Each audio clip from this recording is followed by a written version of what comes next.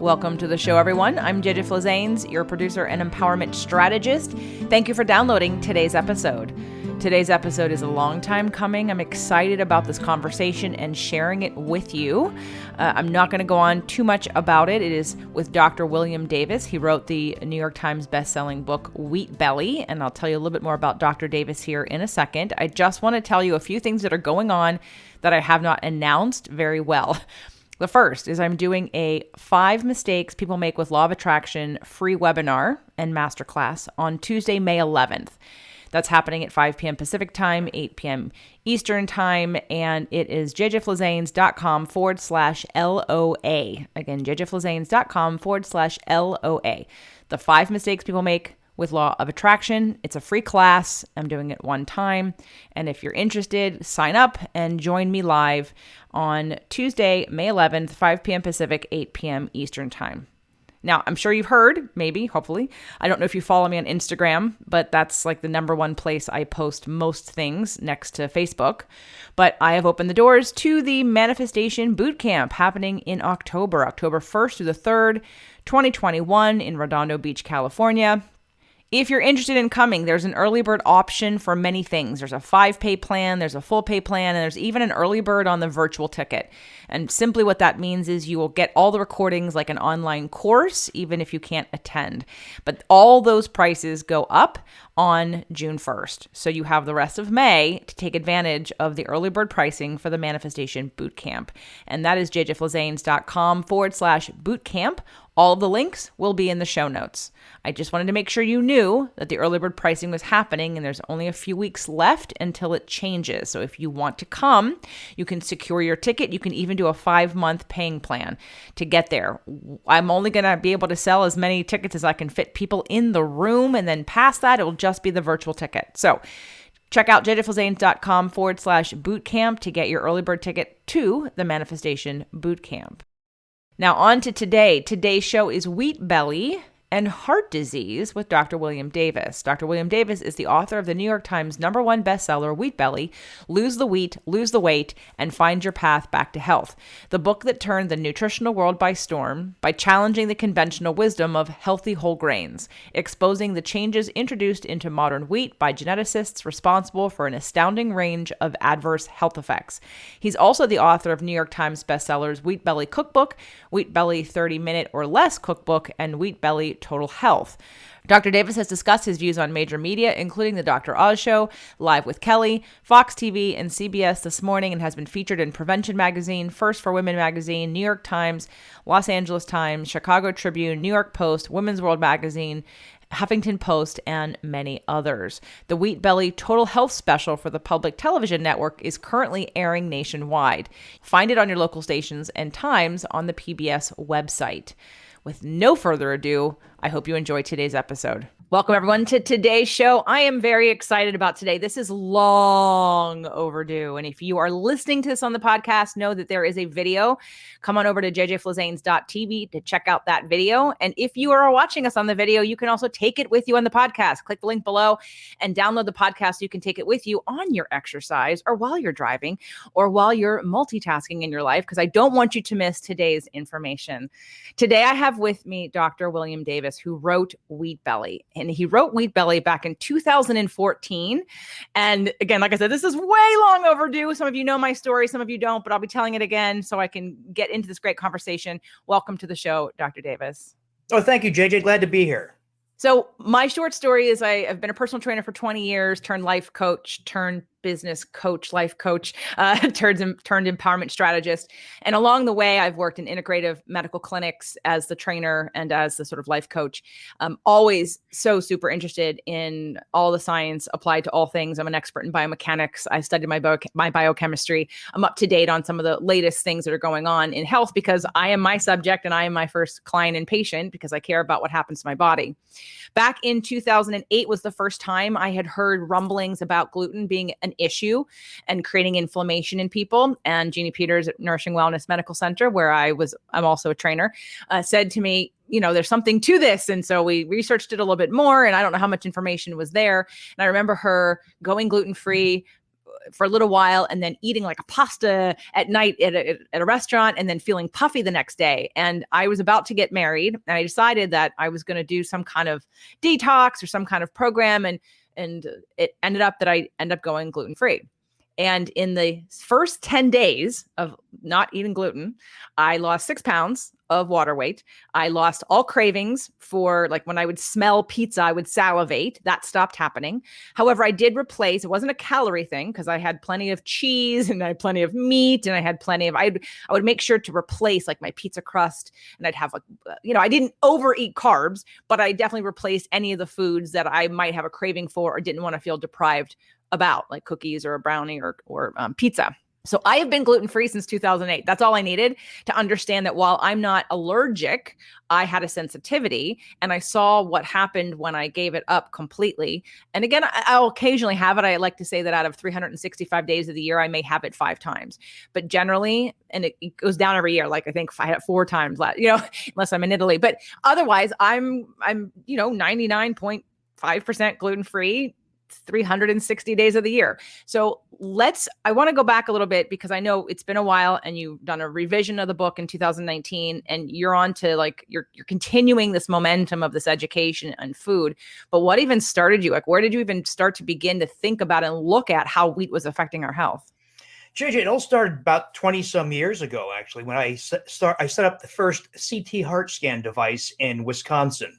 And we start this is a device, if your listeners are unfamiliar, that detects early coronary disease, heart disease, atherosclerotic plaque by quantifying calcium, because calcium is an indirect measure of atherosclerotic plaque volume in your coronary arteries. A serious disease, right? Heart attack, death, sudden cardiac death, need for bypass surgery, that kind of stuff. And at the time I was doing interventional cardiology, putting in stents and all that sort of thing. Well, I'm scanning people left and right. We're scanning thousands of people and uncovering a ton of hidden coronary disease. A normal score is 0, no plaque, no calcium. But people are coming through with scores of 300, 500, 1,000, and then, of course, freaking out. Well, back then, the only thing we had 20 some years ago was a low-fat diet, statin drugs like Lipitor, Zocor, aspirin, and exercise. So he did that.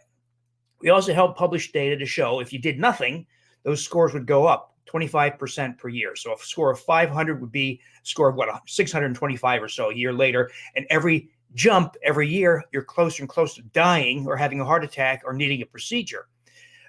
And of course, my colleagues love that because that's how they make a lot of money. But these people are coming back, and we also help publish the data. If you put somebody on a low-fat diet, high-dose Lipitor, for instance, exercise program, aspirin, score goes up 25% per year. 0 impact, no effect whatsoever. In other words, my colleagues actually call that optimal medical therapy. The best they got does not work, but it fuels the huge cardiovascular money-making machine. And I made a lot of money back then too, as I was doing all those things. But it became clear that the conventional answers were wildly inadequate. So I had to stumble about for a number of years. We tried all kinds of different things. Many things did not work. Niacin does not help very much. Fibrates don't help too much. Statins are garbage. What does work? Vitamin D, for instance, huge effect on putting a stop to coronary calcium score progression. But one of the biggest things that drives growth of plaque by CT heart scans is small LDL particles, not this garbage, outdated measure called LDL cholesterol. That is an outdated, it should have been discarded decades ago. There are superior measures, and if you do advanced lipoproteins, that's the real test, you see that people who have coronary disease, whether it's a stent, sudden cardiac death, bypass surgery, or coronary calcium score, virtually all have a huge number of small LDL particles, which are much more oxidation prone, much more adherent to artery walls. They persist for 5 to 7 days rather than 24 hours of large LDL particles triggered by fat consumption. So I asked, what in the world causes small LDL particles? Well, the science was clear. It's not my speculation. There was science from UC Berkeley, from Hopkins. It was clear. Grains and sugars cause an explosion in small LDL particles. So I'm telling my patients, all of whom have coronary disease, all right, let's just try this. You've got 2,143 nanomoles per liter, particle count per volume, small LDL particles. Let's try this. They come back 3-6 months later, whatever. Small LDL drops to 0 typically. But they said to me back, this is 15 years ago or so, well, you didn't tell me I'd lose 47 pounds. You didn't tell me that I'd have to stop my insulin and my Byetta injections and my metformin because my blood sugar would go down so much and I'd be normal. I'm no longer a diabetic. I had to stop my 3 blood pressure medicines because my blood pressure was so low. My rheumatoid arthritis is gone. I stopped the Humira and the prednisone. In other words, I saw a transformation in health. I stumbled on JJ. I did not do this on purpose. And I thought, what the hell? Why would removing the food that all dietitians, all physicians, all official agencies agree you must be the cornerstone of your diet, we remove it and you see dramatic transformations in health. What I think is hilarious to me is that you're in Wisconsin. And it's like, I mean, not that the whole world, right? Because we're having this conversation is late, guys. All right. You've heard me talk about gluten-free forever. And we've talked about it with Jeannie, but we haven't gone deep. And I haven't given you the science, and I haven't challenged some of the beliefs that some of you hold about this process. And I love that this wasn't even just a personal thing, that it was something that you wanted as a physician, we're testing on your patients. And then it was a sort of like when I went gluten-free, I didn't know what to expect. And it wasn't weight loss, maybe it was more like lack of puffiness, but then it was like that weight, the water weight came off. And again, all the biochemical things in my body, like not craving pizza, not having cravings. Let's just start there. Not having cravings, not having that inflammation that was constantly asking me to either feed it, and it was taking over my body in the way that it would control my brain and my attention to feeding and to eating, and how hungry I wasn't. And so I find this now, you're talking about grains and sugars, but your book, the first one, is about wheat. So can we talk a little bit about the difference of why we tackled wheat and why you didn't go straight to the grain and all grains? As you know, you have to pick your battles. And I knew that, when I say to people, don't eat grains, they don't hear, don't eat millet. Wheat is by far and away the most dominant grain. So when you have whole wheat toast or sandwiches or bagels or pizza crust, it's all wheat. Corn is a problem also. Now, one of the things to know, this helps people understand. Grains are really seeds of grasses. That's what they literally are. They're seeds of grasses.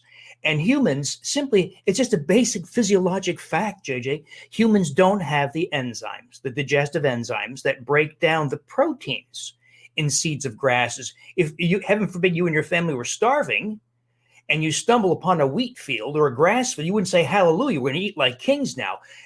Grains are not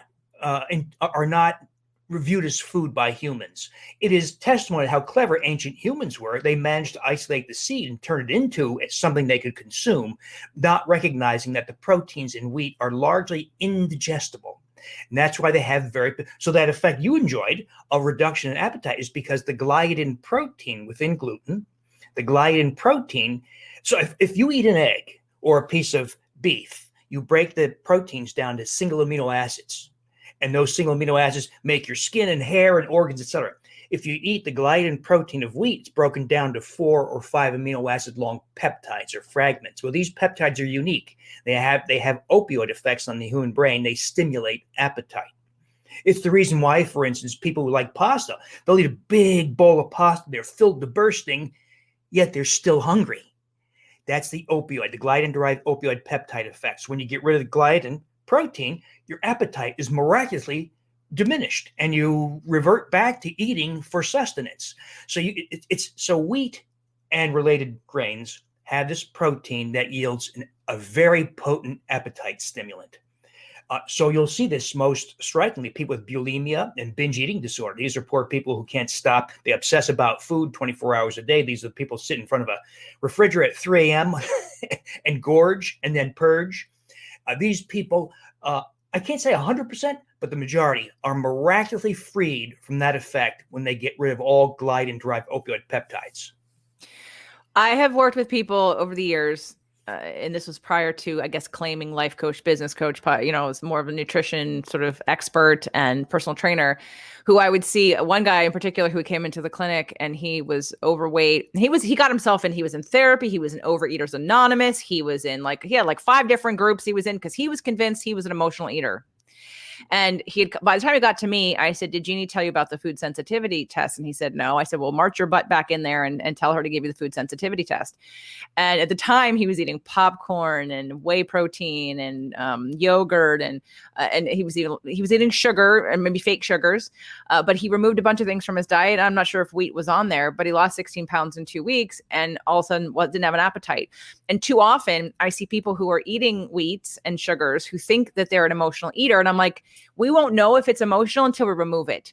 If you're still obsessive about eating after we take it out of the diet, then we can look at what emotions you're trying to repress through food. Otherwise, your biochemistry will respond to this protein and to what's going on in your body and make you think that it's emotional because you have these cravings. These cravings are biological. These cravings aren't necessarily psychological. Now, sometimes it is. But in my program over the years, I created the Invisible Fitness Formula. Step number 1 is about digestion and removing all these things and doing an elimination diet, because we don't know yet if it's an emotional eating thing. We don't know yet if it's hormonal until we clean up the diet and remove these inflammatory substances. So I want to ask you, because one of the things I've talked about over the years and how I've described it, and it's based on my own experience and a little bit of research, but definitely not where you're coming from. I've kind of told people that gluten and inflammatory foods act like a light switch, because I think people hear it like calories. Oh, I'll just reduce it. I'll just have a little bit less. And I'm like, no, you're either in inflammation or you're not. Like if you eat it, you're like turning the switch on. And if you stop eating it after a certain time, it's out of your body, then now your body goes back to sort of the off switch. So can we speak about the level of inflammation? Because there are people who even today will eat, who don't react necessarily. So they don't have a huge reaction right away. And they'll think, oh, it's okay. I'll just have a little bit. I'll just eat a little less. What would you say to that? Yeah, the people who do that don't get all the benefit because they're still exposed to the appetite stimulation effect, as well as you point out, the inflammatory effect. So wheat and related. When I say wheat, I really mean wheat and related grains. Grains are we don't think of them this way, but they're very promiscuous and they exchange genes. Wheat and rye, for instance, the genetic code of those, they taste different, right? They look different, but the genetic code of those two grasses are almost identical. So there's a lot of interbreeding among grasses. But wheat, what was the question again, JJ? Light switch. I used to describe it as like, if you're like, it's almost like an all or nothing. Like this isn't a situation like calories where you just eat a little bit less. It's like, no. If you're eating it, it's stimulating inflammation. Yeah. So the biggest part of that is that the gliadin-derived opioid peptides are appetite stimulants, and they last for several days. So even if you have an occasional grain, it's going to stimulate appetite. And wheat and related grains are incredibly inflammatory. We know that the gliadin protein, for instance, we know this with good confidence from Alessio Fasano's work at Harvard and University of Maryland, that it's the first step in initiating the intestinal permeability that leads to autoimmune diseases. I can't say all, but a lot, perhaps the majority, especially rheumatoid arthritis and type 1 diabetes in kids. The gliadin protein initiates that. Also, gliadin-derived peptides, also extremely inflammatory. Another indigestible protein in wheat is wheat germ agglutinin. It has nothing to do with gluten. It sounds like it. It's called agglutinin because when it contacts blood, it causes it to clot or agglutinate. So wheat germ agglutinin is completely impervious to human digestive enzymes. So it goes through here, comes out in the toilet intact, but it's extremely inflammatory as it proceeds through the GI tract. And also, by the way, blocks the contraction of the gallbladder. And that's why it contributes to gallstones. There's the amylopectin A. Amylopectin A is the carbohydrate, so-called super carbohydrate of wheat and grains that is, contrary to the proteins, is highly digestible. So ounce for ounce, the amylopectin A in grains is responsible for sky-high blood sugars. And so when you have high blood sugars repetitively, you get high blood insulin. That leads to insulin resistance. That leads to visceral fat accumulation, inflammatory fat accumulation. So the combination of insulin resistance with growth of visceral fat, inflammatory fat, hugely ramps up inflammation. So that's why people, when you may have noticed when you first did this, when wheat and grain free, your facial structure changed. Your eyes got bigger. People's cheeks shrink. They lose inflammatory edema. They lose. People typically lose about 5 to 7 pounds in the first 10 days of doing this, and about half that is inflammatory edema, water. And people always say, "Oh, that is where you just lose water." Well, that's a great thing. If you lose inflammatory edema, it means you're reversing inflammation. So reversing inflammation is a huge benefit of this because of the numerous inflammatory components in wheat and grains. I want to touch upon something you said about the permeability through the GI tract and address it as over time. I hear people talk about in Facebook or whatever social media, and again, these are not all my people, so I'm not getting into all kinds of conversations, but they talk about, oh, I have an autoimmune disorder, I can't fix it. And the first thing I think of, well, you probably have leaky gut, it happened over time. There's definitely emotional components to that, but my response would be, yes, you can fix that. Maybe not 100% and maybe not all the time, but I feel like our bodies can heal themselves and we have plenty of tools. Not to mention, if you didn't just happen, you didn't just out of the sky catch an autoimmune disorder. Like the body had to break down in order for it to redirect itself back to attacking itself. And diet and our gut is one of the first places that causes that, correct? Absolutely. So the gliadin protein is the initiating factor in a lot of cases of rheumatoid arthritis, lupus, polymyalgia rheumatica, Hashimoto's thyroiditis, on and on and on. Now, vitamin D deficiency is not causative. It's what I call permissive. In other words, if you have some initiating event like consumption of wheat and grains and the gliadin protein in the presence of vitamin D deficiency, you're more likely, many times more likely to express it as an autoimmune disease. It's also becoming clear that the endotoxemia of dysbiosis, SIBO, and SIFO, that is, all that means is when you have disruptions of bacterial composition in your colon, or worse, proliferation of really unhealthy species like E. coli, Klebsiella, Campylobacter, et cetera, and that must outmuscle healthy species and then climb up the entire length of the GI tract, ileum, jejunum, duodenum, stomach. You have 30 feet now of trillions of bacteria and fungi that live and die within hours to days, so very rapid turnover. So you have trillions of organisms living and dying. Where the components of their bodies go? Well, some of it gets into your bloodstream. That's called endotoxemia. It's a relatively recently identified process, but it's huge because it explains why microbes in the GI tract can show up as rosacea on the skin, or Parkinson's disease in the brain, or as rheumatoid arthritis in the joints, or as lupus in the skin and the heart and other organs. In other words, it finally explains how microbial disruption leads to all kinds of, and one of the things it does is it can ignite autoimmune disease. And this became clear the more people went wheat and grain free, vitamin D replenished, but an occasional person would still develop a new autoimmune disease. It became clear this was endotoxemia. So we add another component to the list of strategies we have, reverse the dysbiosis /SIBO/SIFO, which is a whole conversation of its own. And we are seeing more and more people absolutely positively reverse their autoimmune diseases, provided there has not been irreversible damage done. Sadly, if you have type 1 diabetes, you wiped out your pancreatic beta cells, you don't grow them back. If you develop cirrhosis from autoimmune hepatitis, you can't replenish your liver. If you wiped out a lot of your thyroid gland from Hashimoto's thyroiditis, you can't regrow that. You're stuck on your thyroid hormones. So that's why I tell people the important thing to do is do this as soon in life as possible, including try to get your kids to do this. I've noticed over time, we've had the conversation over the years about the difference of sensitivity versus an allergy. So like it's celiac versus sensitivity. And I also see like older people all of the sudden can't eat a bunch of things. And it's like, no, it didn't happen all of a sudden. It was a breakdown over time that you weren't paying attention to because you thought bloating and gas and constipation and irritable bowel syndrome was normal, which it's not. Indications of something going on that your body doesn't like. But we, again, collectively think this is funny, farting, like this is normal. Yet we don't look at it as this is a body's telling you there's something off, which is why my first chapter in Invisible Fitness Formula was about digestion, not about calories. It was about like looking at what is disrupting digestion, and because too many people want to think about what to eat versus what's the effect of what I'm eating. Because we start there and we have indications of success, and then we can eliminate things, and we have a healthier digestive tract. Now, I want to go back to, so that delayed symptom, again, I just sort of started seeing it because all of a sudden people would flip. Or I had an ex-client who had a heart attack. And of course, his doctor told him, went to the best of the best doctors, told him to go on that low-fat vegan diet. And I cringed because I'm like, and of course, I'm not a doctor, so they're not listening to me. And I'm like, no. So can we please speak to this, like what you said in the beginning?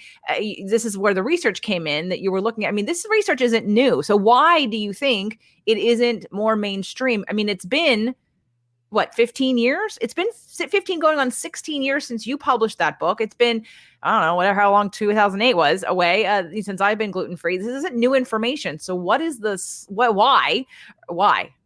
There's a variety of reasons, JJ, but I think the biggest reason is what I call willful ignorance.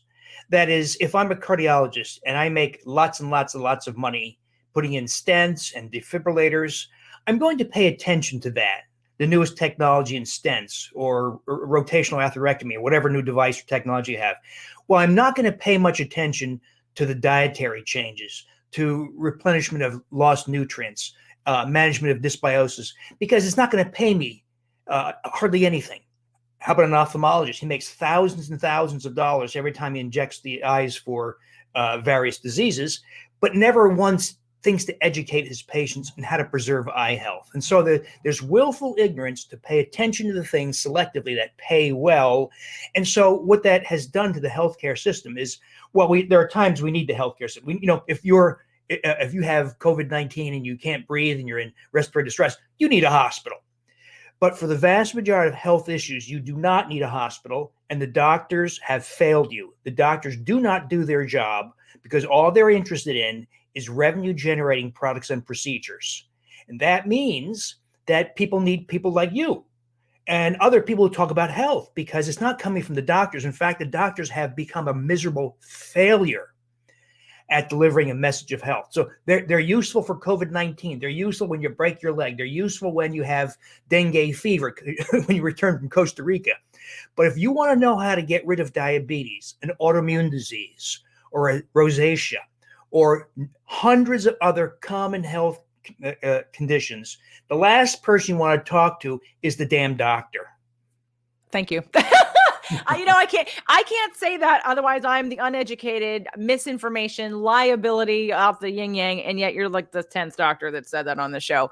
But it's the reason why I asked you to be on the show, right? I asked you to be on the show because how many doctors know anything about nutrition and tell people that it's not about food? How many cancer doctors are telling people to have their milkshakes and their sweet tea when we know that sugar feeds cancer? It's, again, ridiculous. And I, at the same time, people think, well, why aren't more Western doctors on board? And it does come down to partly financial, as well as they don't want to be bothered, probably. And like, they have a good living, they have a good life, they do what they do. Why do I need to learn more?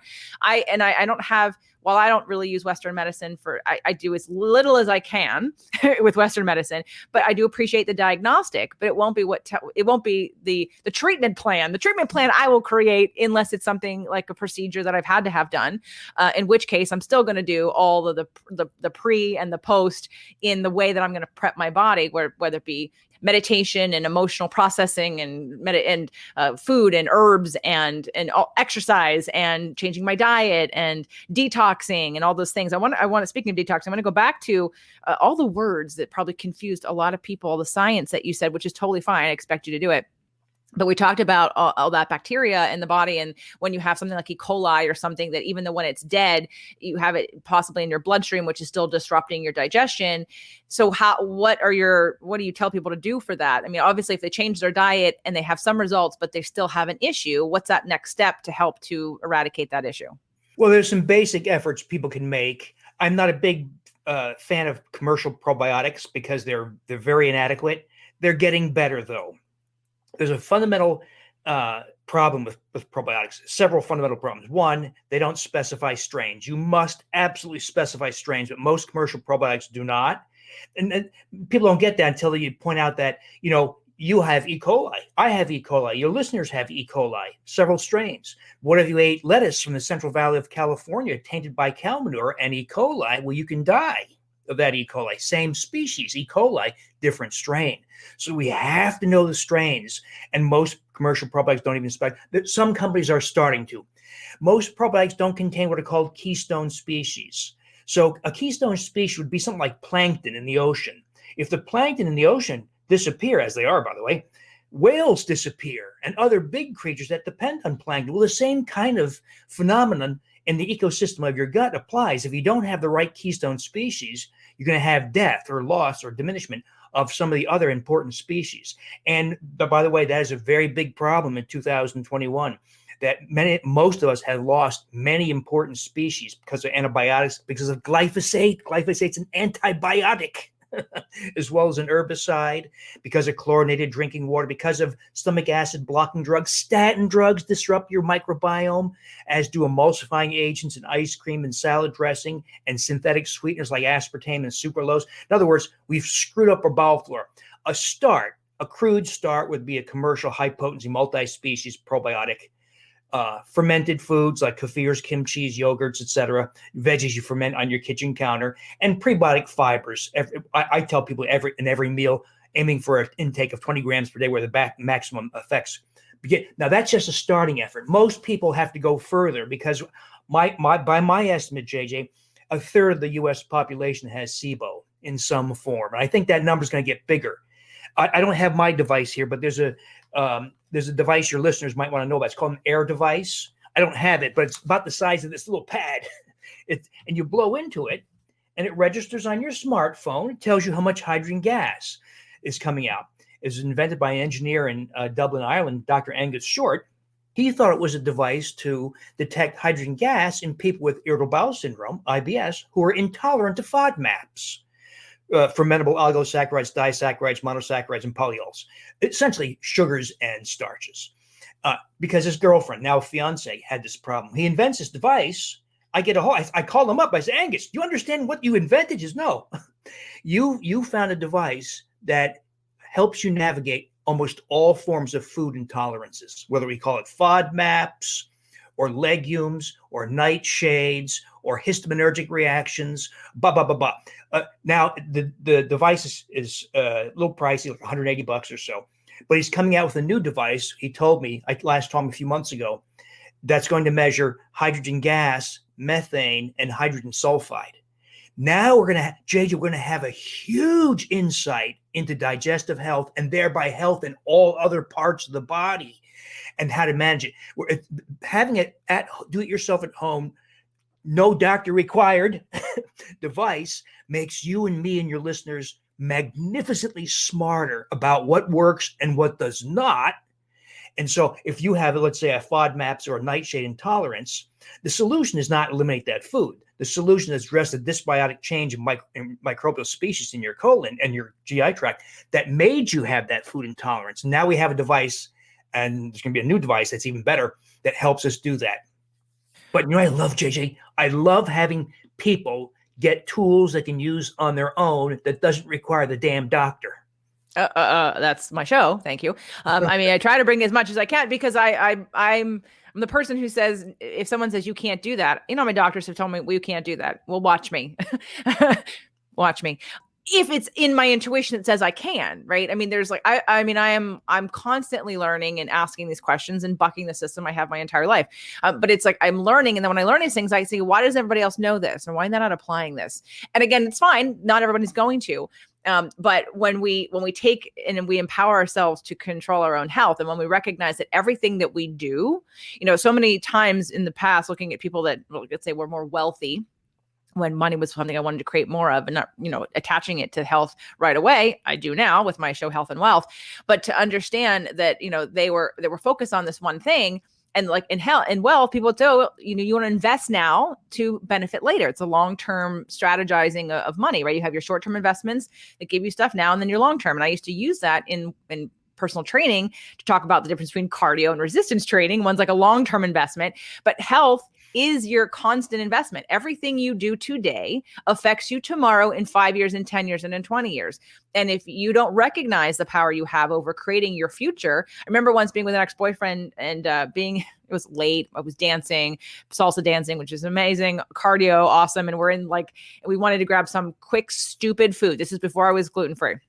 So I think I want to get like Taco Bell or something, right? So I'm standing in the drive-through at Taco Bell, and I see this very, very unhealthy looking obese woman walk out. I went, okay, we're getting out of here. I'm going to eat that apple that's sitting on the chair that doesn't seem that appetizing to me right now. But that was my, okay. Or the people who are walking with canes. That's why I was so adamant as a personal trainer to concentrate on joint on joint integrity, because too many people do stupid exercises that wreck their joints. Yeah, it could build some muscle and increase your metabolism, but then you're going to be injured and you can't do anything. So I was like so crazy about joint integrity and biomechanics for so long, because people don't realize that what you do now, like when you get sick, the damage has been done. Can you reverse it? Absolutely. But wouldn't it be so much better if you just start it now?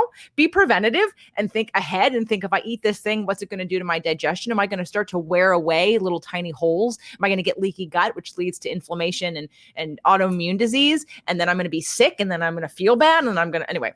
I could go on, but I want to bring into the conversation a question that Jeannie Peters, one of our, I guess she'd be the local registered dietitian extraordinaire of the show, because she's at the medical clinic that I work at, and a dear friend. And I told her I was interviewing you, and she said it was awesome that I was having you on. And if so, have him spell out the relationship between wheat and insulin sensitivity. We now know that insulin sensitivity test starts 10 years before you see the beginnings of heart disease. These two are connected, which you did kind of go over, right? Make sure you get him to share with your audience the key lab tests that people need to have done to evaluate their insulin sensitivity. Everyone needs to get a fasting insulin done, but he'll share a few other tests that you do. Yeah, it's simple, because it's the amylopectin A. So amylopectin A is the carbohydrate. So legumes have amylopectin C, for instance. So there's a difference in structure, in the branch chain structure. The amylopectin A of wheat and the amylopectin of related grains like oats and millet and corn and rice, they all have this unique structure that makes it so, unlike the proteins, makes them highly digestible by the enzyme amylase in your saliva and in your stomach. And so if you just put some bread in your mouth and chew it, your blood sugar goes way up. It's how fast it is. And so the amylopectin A is responsible for very high blood sugars. So a typical blood sugar after, say, a bagel would be 150, 180, higher if you're insulin resistant.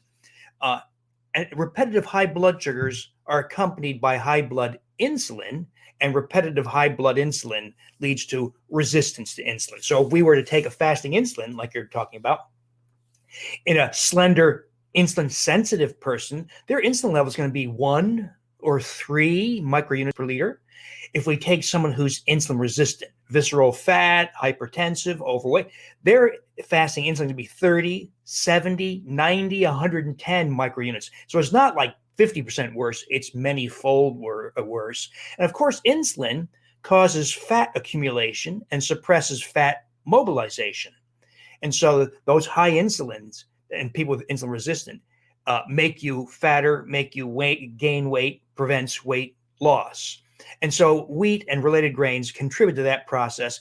And it gets worse because of the gliadin-derived opioid peptides that drive appetite, and the other components that drive inflammation, because inflammation makes insulin resistance worse. So it's around and around and around. The more grains you eat, the worse the inflammation, the worse the insulin resistance. Of course, the great irony here is we're told, limit your fat, eat more healthy whole grains, right? And of course, we have a big food industry who's willing and able to feed and serve your family breakfast cereals, baked products.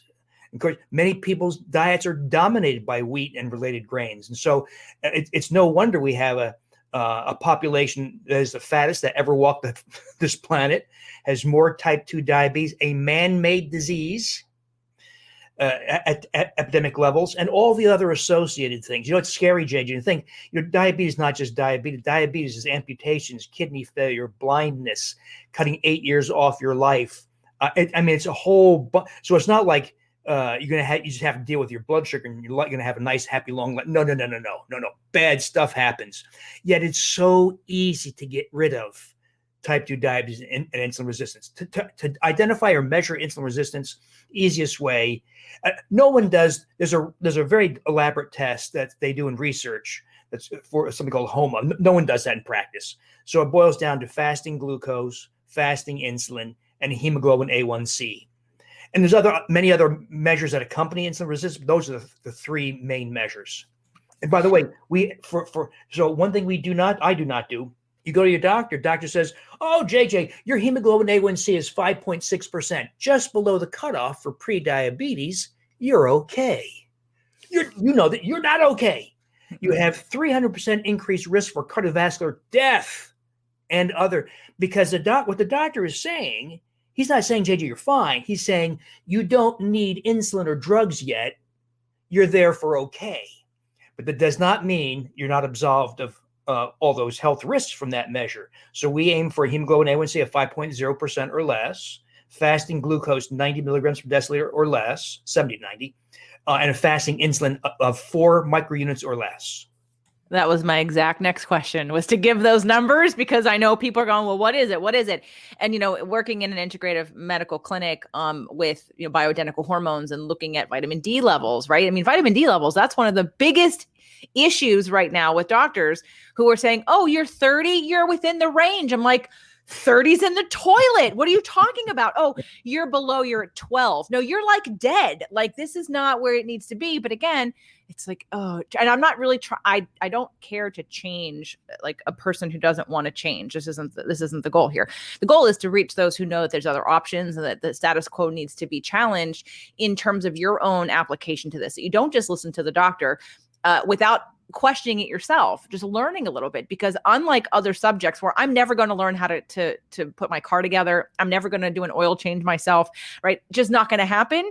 This is my body, and I only get one of them in this lifetime. And while things can regenerate and I can fix things, I don't, like, this is mine to protect and to make the best that it can. And I would hope that people care before you start taking drugs and saying yes to surgeries you don't need, to do a little homework because you love yourself enough to respect the body you were given and born into, to make sure that you're doing the best that you can for it, because it's the only one that you get in this lifetime. So I know you've been on the cutting edge of more stuff, and I want to talk about what you're doing now with the microbiome and what's coming up for you with your new book. But before I just want to ask a few more questions about wheat and gluten, because again, I can hear the people who are still like, I hear you and I'm scared now, but I'm not necessarily ready to make this big leap. And I'm not really believing you because there's still skinny people who eat gluten who seem fine. Yeah, just like you've heard this. Oh, my uncle smoked cigarettes and died at age 88 of old age. Yeah, there are exceptions to the rule, but the exceptions don't disprove the rule. So I have yet to meet a person who did not experience some adverse effect of consuming wheat or grains. They may not have recognized it as that. They may not know that cataracts are largely a disease of grains and sugar. They may not know that diabetes, a disease of grains and sugars. They may not know that autoimmune diseases are initiated by the gliadin protein of wheat. They may not recognize that heart rhythm disorders are to a great degree. In other words, they'll say, I don't have celiac disease or I don't have gluten sensitivity.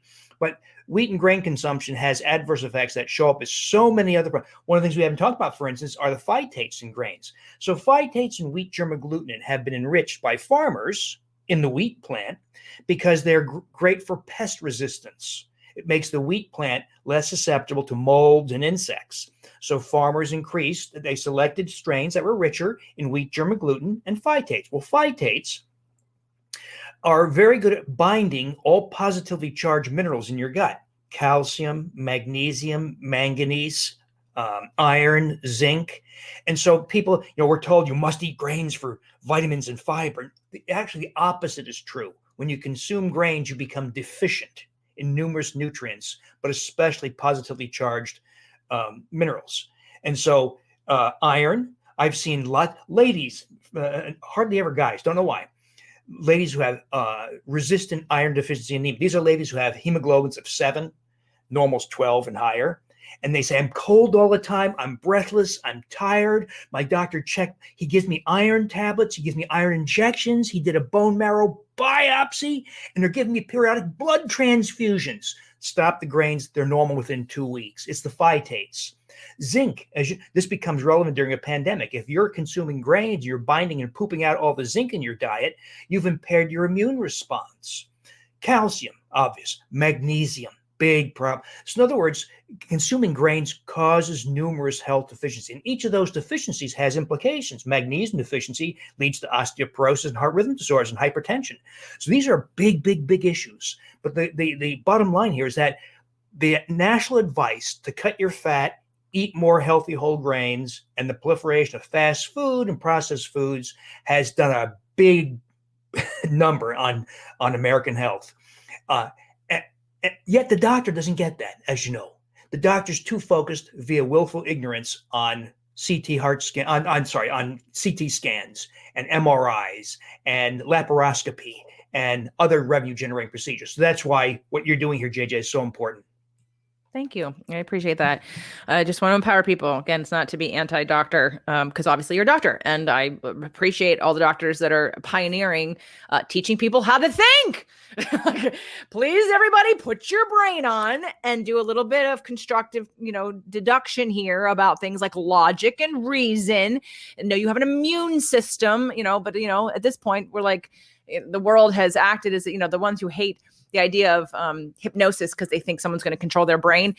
It's already happening, everybody. Right. So I'm trying to wake people up one person at a time to, again, do what they think is not possible because they have 5 other doctors telling them something else. Yep. And so I want everyone to get Wheat Belly if you don't already have it. There's a new version out that was done in 2019. So please get Wheat Belly, read it, share it with the people who have type 2 diabetes, share it with, like, if they're interested, let them know there's hope. Obviously don't shove it down anyone's throat, but you can always invite people to listen to the show, share the show. Share the blog, the wheatbellyblog.com by Dr. Davis. And again, I'm sure there's plenty of information there that you can direct people to in order to, again, just know that there's another choice. That's all. I just want people to know their choices. What you do is what you do. That's your business. But it's the understanding that, no, the doctor said this, right? It's the person that has the 30 pills that they take every day and wonder why they're sensitive to all foods, because they have no gut, because they've completely have leaky gut from all the medication they have, and they don't feel good because they're on these medications, and they think, well, but my doctor said, but there are other doctors saying other things. And that's why I have a show, to have these conversations with the doctors who are saying other things, because we're all expanding and learning. And when we learn new information and we realize we were wrong before, we want to move forward, and maybe we'll learn more. But right now, for the last 20 years, the data is pretty clear, people. Wheat isn't good for you. I've cut it out. Being gluten-free is easy. And I always say that to people because there's no health benefit. I've said it from the beginning. Dairy was harder for me to give up.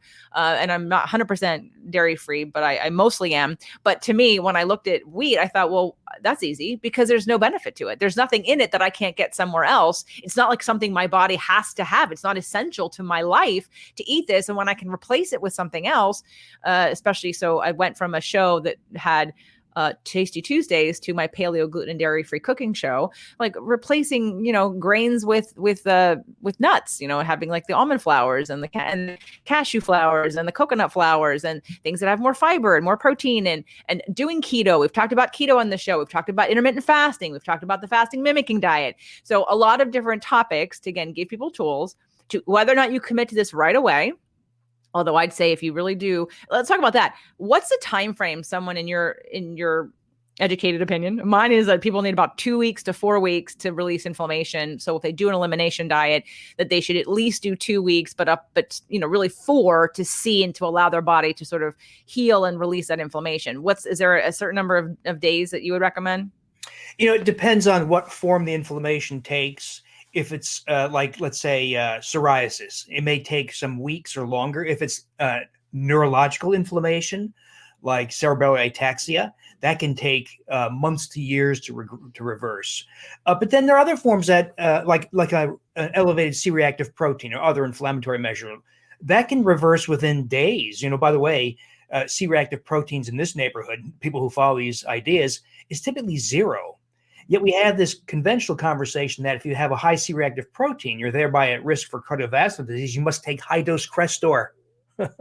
That's the Jupiter trial, by the way. And that is widely practiced, by the way, by my colleagues, which is the most absurd, ridiculous idea, one of the most stupidest ideas, that is, inflammation is treated by a statin drug.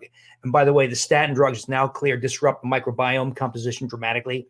Even if you're slender and active, it gives you the microbiome of an obese type 2 diabetic. And that's why people who take statin drugs develop diabetes. It's via the microbiome. So, which is better? Take a statin drug to address your cardiovascular risk, or address the actual cause of cardiovascular disease? That's the original idea that I practiced years ago. And you know what, JJ? It works. You can reduce coronary calcium scores. I've done it hundreds and hundreds, if not thousands of times. It's easy to do, yet it's I published some of those data, but it doesn't get the attention because there's no payoff at the end. And that's the sad truth of modern medicine. So can we agree on 2-week minimum for Oh, some yes. symptoms? That's okay. That's okay. I'm with you because I hear your passion. I appreciate that very much. Because It statins. could be as fast as 5 to 7 days. So one of the things I have something called, oh, you listen, who people who just say, listen, don't bother with the science. Just tell me what to do. There are people like that. I wrote a book called Wheat Belly 10-Day Grain Detox. And I've got a private Facebook page where we support people through the thing. Anybody's interested in that, you can sign up in the Wheat Belly blog. But people will share their selfies and they'll say, it's only been 5 days, but look at me. Their eyes are bigger. Their cheeks have shrunk. They've lost weight, but it's not just weight. These people who lose, let's say, 6 pounds over the first 10 days will look like they lost 30 pounds. And it's not because of the weight so much as the reversal of inflammation. So inflammation recedes a big, powerful start within days, but a variable time depending on what kind of inflammation you have. Okay. So and whether you have SIBO, SIFO, and endotoxemia, that's the new lesson we learned in the last few years. That there are people who say, "I'm doing great. I lost 43 pounds. I don't have high blood pressure anymore. My psoriasis is gone. My migraine headaches are 90% better, and my rheumatoid arthritis is better, but I still have occasional flare-ups, and I still have to take the prednisone." Why would that be? That has become largely a microbiome conversation. And that was the missing piece, addressing the microbiome. And that is, and now we're seeing those people say, once and for all, I'm done. I'm off everything. And that's what's coming next, right? You have a book coming out on the microbiome. In 2022, yeah. Hopefully all the pandemic concerns will be all gone. We can talk about other things. But it's leading to a ton of new, like the AIR device, the detect hydrogen gas. And by the time that book comes out, we'll also have, I hope Angus Short comes out with this device. This is called the AIR device, AIRE, and the company's called Food Marble. And that device should, I hope, if it comes true, measure hydrogen gas, methane, and hydrogen sulfide. So your listeners might want to know about the thing I told you about before we came on the air. And that is one of the lessons learned. If you buy yogurt at the grocery store, the commercial process to make yogurt is a 4-hour fermentation process.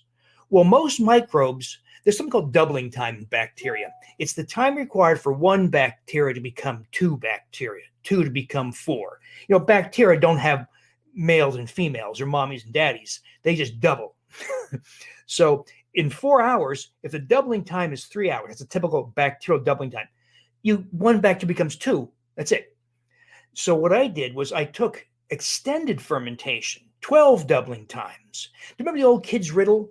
Which would you rather have? $1 million or a penny that I double every day for 30 days? Kids are, I'll take the $1 million, right? Not recognizing that the penny that doubles every day leads to over $5.5 million after 30 days. Same thing with bacteria. It takes about 30 hours for bacteria to really uptick in numbers. So we fermented for 36 hours. I also added prebiotic fiber to nourish microbes, like adding fertilizer to a garden. And the last time we did flow cytometry on our yogurt, we got 262 billion counts per half cup serving. So we take selected microbes. In this case, I started out with Lactobacillus reuteri. Reuteri, Reuteri, after Gerhard Reuter, the German scientist. And Reuter is a microbe that most modern people have lost. We make this yogurt out of it, and it boosts oxytocin release from the pituitary. Not my speculation, this is fact.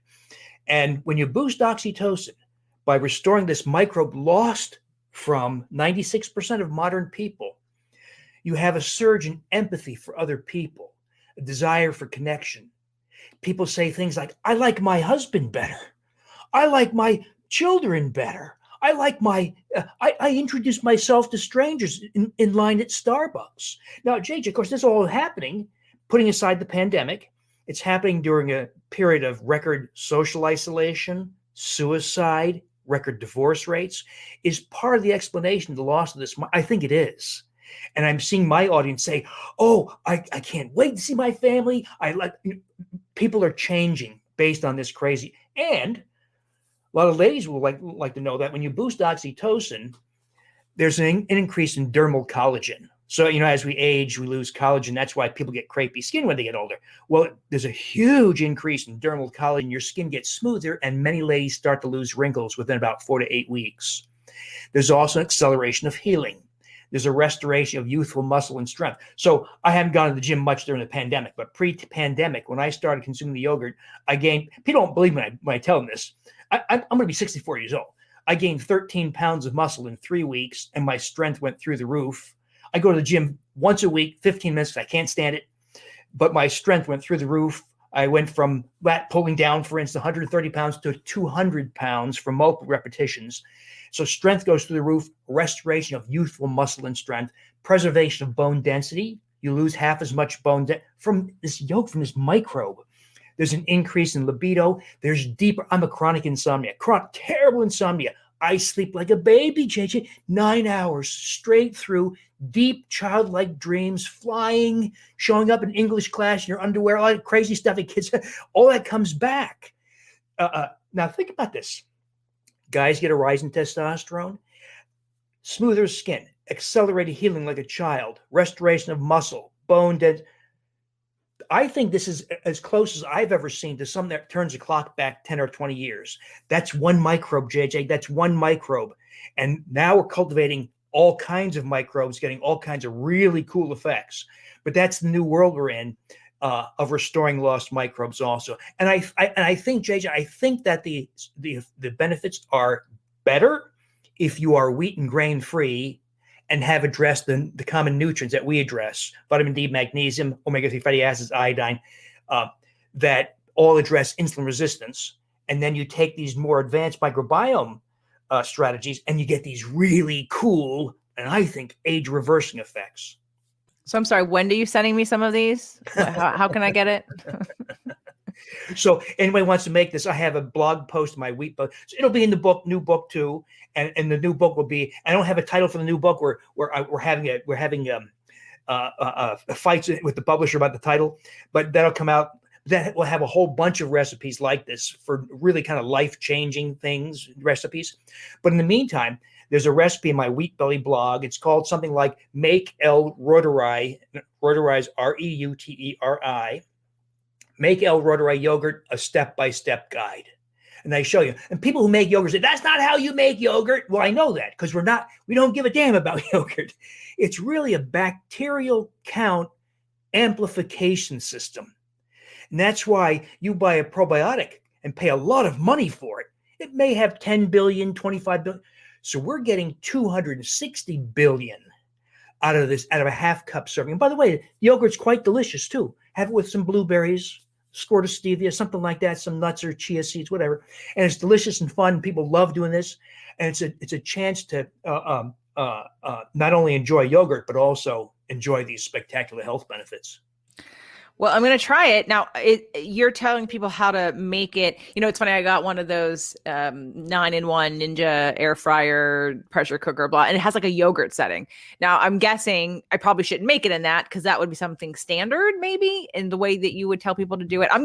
If you're listening to this, I've already researched it. The link is in the show notes, by the way. Or if you're on the video, the link is underneath this for that particular blog because I will find it before I publish the show. But, in terms of the cooking of it, is it like what I could have used something like that yogurt setting on my Ninja? One of the odd things about these microbes is different microbes enjoy different temperatures. So Reuteri likes human body temperature. So for round numbers, I choose 100 degrees Fahrenheit. So you need a device that is around 100 degrees Fahrenheit. It dies at around 109 degrees, even though most yogurt is made at 108 to 114 degrees. So it's a little unique in that. It's very heat intolerant. So what you do is plug your device in, let it run for an hour or two with a thermometer in it, see what the temperature is. Or you can buy a device that allow you to set the temperature and the time. When I first did this, JJ, I bought a sous vide. I went to Bed Bath & Beyond, had a coupon, got it for $79. It's a water bath for slow cooking meat, but you can use it to make yogurt. And you can set the temperature and the time. Great. I started talking about this. It caused a run on sous vide devices, and they jacked the price up to $449. So that's not a good choice now. But there are some other sous vides now that have come down in price. There's also some yogurt makers, but you want one that has adjustable temperature and time. Because what if you want to make Bacillus coagulans yogurt because it reduces arthritis pain? And so that yogurt likes 115 degrees to 122 degrees. So ideally, if the listeners are interested in doing these kind of crazy projects, you get a device that allows you to set the temperature. If you do let's say you're sick and tired of paying $60 for a probiotic, well, make yogurt from your probiotic, provided it has no fungi in it. And that mixture of microbes typically does best at around 106 degrees. So ideally, before you spend any money, your listeners should get a device that allows. So Lavelle, for instance, and MV, M as in Mary and V as in Victor. MV Power is a very inexpensive yogurt maker. It's like $30 and it allows you to set temperature and time, and you get these great results. Well, and save a lot of money. Well, I'm pretty sure my Ninja can set the temperature. I haven't tried the yogurt setting, but because it's different air crisper, bake and roast and broil. And anyway, but you can definitely set the temperature on it. So I'm going to try it now. I was thinking like, oh, I'm not going to use that, but now I am. And we should do a little thing in the Inner Circle membership with it. Everybody tries it and we see what, compare notes and do it for how many days. Like, well, okay, so we're going to do this. About how many days, how much would it be, like a half a cup a day for X amount of days until we see something? Or I've often heard that with probiotics, you shouldn't have them every day. Like you should only have them every couple of days because they should be doing their job when they get into your gut. You don't have to necessarily bombard yourself with them. So what's the take on that? So it depends on what effect you're looking for. If you're looking for smoother skin, that's what the ladies like. Earliest it starts is 4 weeks. Your hair will grow faster and your fingernails and toenails will grow faster. That starts, it's kind of hard to gauge how fast your hair is growing. You'll probably notice it at about 4 weeks also. The deeper sleep is within days. The increase in empathy is virtually immediate. So all different effects depending on what specific effect you're looking for. But it is, now here's an odd thing, and this we're just beginning to explore. We ran a bunch of salivary oxytocin levels on people. I came up, by the way, 0. This is off the yogurt. I had to stop. It was miserable, JJ. I stopped the yogurt. I'm not sleeping anymore. 3 o'clock in the morning, watching TV, reading. It's just horrible, right? So I had to go back to being an insomniac, and me and a bunch of other people did the same thing, and then started taking the Reuteri again, but checked salivary oxytocin levels baseline. And one of the great, we're going to do this formally. This was just an anecdotal experience. I come up virtually 0 at the start. Other people come up 30 or 40 or 100 picograms. In other words, the people who have really high oxytocin levels don't experience all the same effects. They do get benefits, but not the same magnitude of benefit like I get, or other people who have 0 or very low starting levels. Other people have levels of 5 or 8, very low levels, and they experience big effects. Now, unfortunately, salivary oxytocin is a research tool, and we can't tell your listeners, go get this test. It will happen in future where you can get a baseline oxytocin level to see if you're going to have this kind of response or not. But right now, we just got to operate in the dark and just got to take it on faith that consuming this yogurt raises oxytocin. Well, and results, right? I always tell people when they're asking about doing some kind of elimination diet, we talk about what to get rid of. And I say, you can go get the tests, but why not just eliminate it and then see what happens? And the results of how your body shifts is going to tell you, oh, I go to the bathroom more often. I've lost a couple pounds of water weight. I'm not as bloated. I don't have any gas.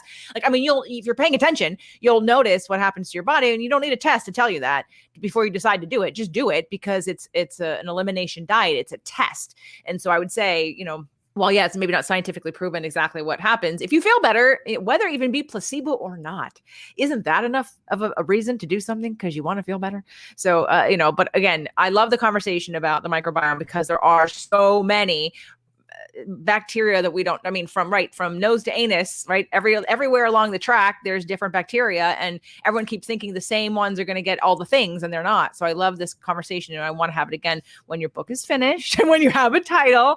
Come on back. Let's talk about it because we all know this is one of the missing pieces of health now as we keep evolving. We didn't even talk about, but I don't want to because people can read the book, why wheat has become an issue, right? It's because how it's been genetically modified over time. and how it doesn't represent the same wheat that was had years and years and years ago, a grandparent's time. So it's not just that, oh, wheat's always been bad and all of a sudden we're feeling the effects of it. No, it's changed. Just like how many years ago no one was dying of peanut allergies, and now how many people die eating a peanut? It's not because it's because the peanut's been changed.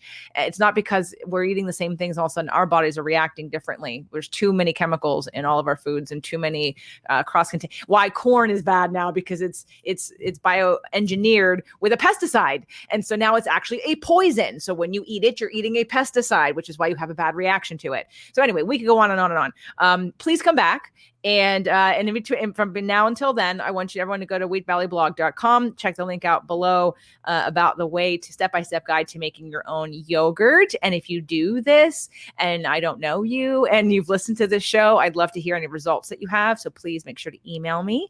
And then any other last, advice for people, Dr. Davis?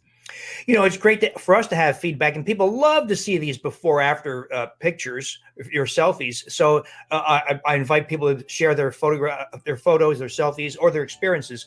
There's a Wheat Belly Facebook page. There's an Undoctored Facebook. Undoctored, another book I wrote, shows you how to get rid of your doctor.